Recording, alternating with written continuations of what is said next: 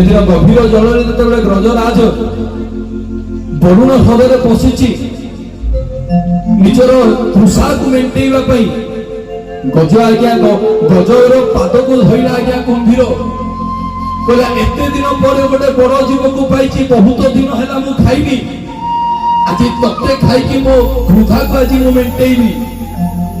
ଗଜରାଜ ଯେତେବେଳେ ଆଜ୍ଞା ଯୁଦ୍ଧ କରିବାକୁ ଲାଗିଲା, ଗଜ ଆଜ୍ଞା ସ୍ଥଳ ଭାଗକୁ ଆସୁଛି ଏବଂ କୁମ୍ଭୀର ଆଜ୍ଞା ତାକୁ ଜଳ ଭାଗକୁ ଟାଣୁଛି।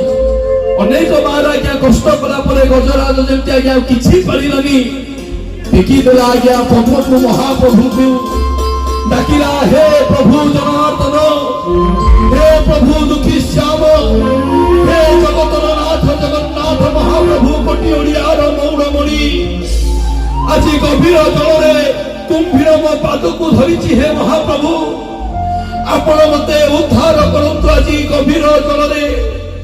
ସେଦିନ ଗଜ ଡାକକୁ ମହାପ୍ରଭୁ ଶୁଣିକି ଚକ୍ରରେ ବସିକି ନମ୍ରରେ ଗଜକୁ ଉଦ୍ଧାର କଲେ। ସେଇଦିନ ଗଜକୁ ଉଦ୍ଧାର କରିକି ମହାପ୍ରଭୁ ମୋକ୍ଷ ପ୍ରାପ୍ତି କଲେ। ସେମିତି ଆଜ୍ଞା ଆମେ ମଧ୍ୟ ଗଭୀର ଜଳରେ ବସିଛେ।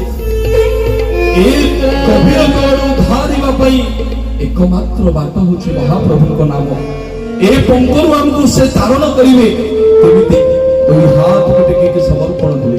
समस्त टेकीवा दे हाथ बाबान को दरबार एकाश सुर हम समस्त कहिवा बोलिए जगन्नाथ भगवान की, सुभद्रा माता की, बलभद्र बड़ ठाकुर की, सुदर्शन महाराज की, समस्त मंगल हो नंद एक बार धन्यवाद।